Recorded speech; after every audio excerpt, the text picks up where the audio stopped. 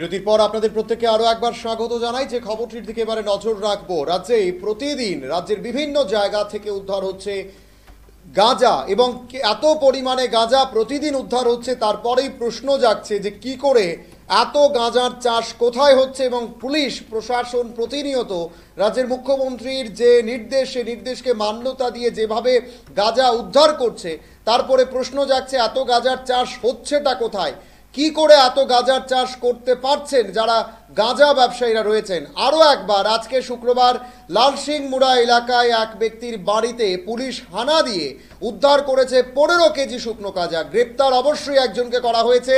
বিশালগড় লালসিংমুড়া এলাকায় গোপন খবরের ভিত্তিতে বৃহস্পতিবার রাতে পুলিশ সুখেন মিয়ার বাড়িতে দীর্ঘক্ষণ অভিযান চালিয়ে 15 কেজি শুকনো গাঁজা উদ্ধার করতে সক্ষম হয়।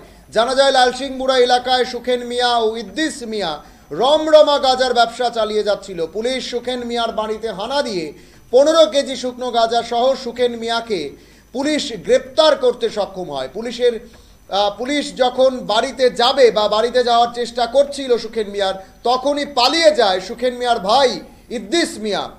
সুখেন মিয়াকে পুলিশ গ্রেপ্তার করে থানায় নিয়ে আসার পথে এলাকার সমস্ত জনগণ পুলিশের উপর আক্রমণ চালায় এবং পুলিশের গাড়ির উপর ইট পাটকেল মারতে শুরু করে। তাতেও হার মানেনি বিশালগড় থানার পুলিশ। বাধা অতিক্রম করে গাঁজার সঙ্গে যারা যুক্ত, গাঁজা ব্যবসার সঙ্গে যারা যুক্ত, তাদের অর্থাৎ সুখেন মিয়াকে পুলিশ গ্রেপ্তার করে থানায় নিয়ে আসে এবং সুখেন মিয়ার বিরুদ্ধে আরও একবার জানিয়ে রাখছি, সুখেন মিয়ার বিরুদ্ধে এনডিপিএস ধারায় মামলা গ্রহণ করে পুলিশ এবং শুক্রবার দুপুরেই তাকে আদালতে তোলা হয়েছে।